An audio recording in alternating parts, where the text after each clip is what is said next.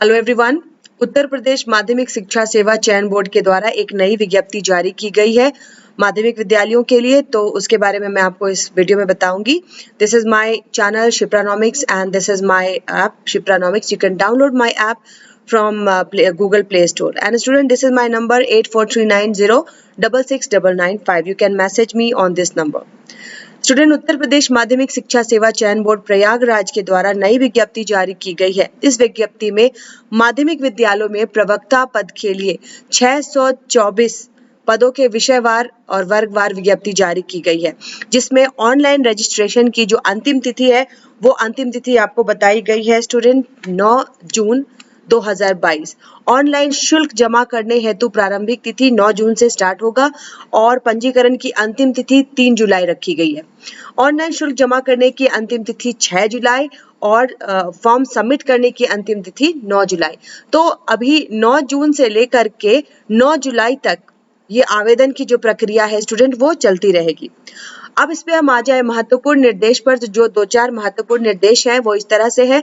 पहला महत्वपूर्ण निर्देश है कि इसमें केवल ऑनलाइन ही आवेदन किया जा सकेगा और दूसरी बात कही गई है कि प्रत्येक संवर्ग के प्रत्येक विषय के लिए केवल एक आवेदन स्वीकार किया जाएगा, है ना। यद्यपि आप एक से अधिक विषय में अलग अलग आवेदन कर सकते हो। विज्ञप्ति के जितने भी पद हैं उनकी संख्या बढ़ सकती है और घट सकती है, ठीक है। और तीसरी बात है कि इसमें जितने भी सवाल आपसे पूछे जाएंगे उसमें नेगेटिव मार्किंग नहीं रखी गई है।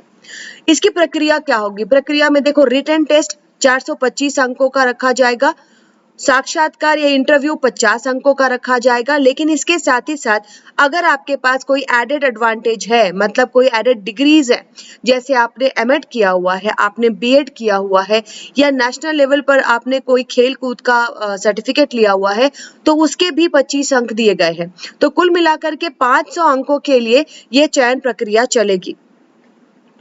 अब आ जाओ हमारा जो अलग अलग कैटेगरी है, इसमें हम इकोनॉमिक्स की कैटेगरी देखें तो कुल 54 टोटल हमें 54 सीट्स मिली है। बहुत ज्यादा तो मैं नहीं कहूंगी, लेकिन चलो 54 है। सबसे ज्यादा देखो सीट्स मिली है हिंदी विषय के लिए। हिंदी के टीचर्स कम है ना, इकोनॉमिक्स के टीचर बहुत ज्यादा हैं, लेकिन 54 जो है नॉर्मल नंबर है, कम भी नहीं कहा जाएगा और बहुत ज्यादा सीट्स मिली है ये भी मैं नहीं कहूंगी। तो अर्थशास्त्र के लिए 54 है, जिसमें से सामान्य वर्ग के लिए 29, ओबीसी के लिए 15 और एससी के लिए 10 सीट दी गई है।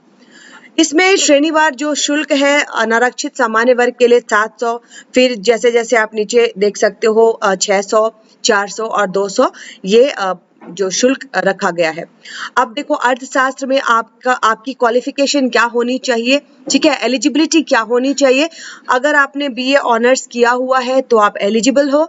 अगर आपने एमकॉम तथा इकोनॉमिक्स सहित बीकॉम का प्रशिक्षण लिया हुआ है तो भी आप इसके लिए एलिजिबल हो, या एमए अर्थशास्त्र। तो ये तीनों कैटेगरीज में आप एलिजिबल हो इस पद के लिए, ठीक है। तो स्टूडेंट, ये मेन इंपॉर्टेंट जो भी पॉइंट्स थे मैंने इसके बारे में आपको बता दिया। एंड इससे रिलेटेड जो भी स्टडी मटेरियल होगा और जो भी इसका सिलेबस है, उस सिलेबस को मैं अपने ऐप शिप्रानॉमिक्स पे बहुत जल्दी ही अपलोड करूंगी आप लोगों के लिए। For that, download my app. This is Shipranomics. You can download it from Google Play Store. And this is my number 8439066995. You can message me on this number. That's all for today. Thank you. Bye-bye.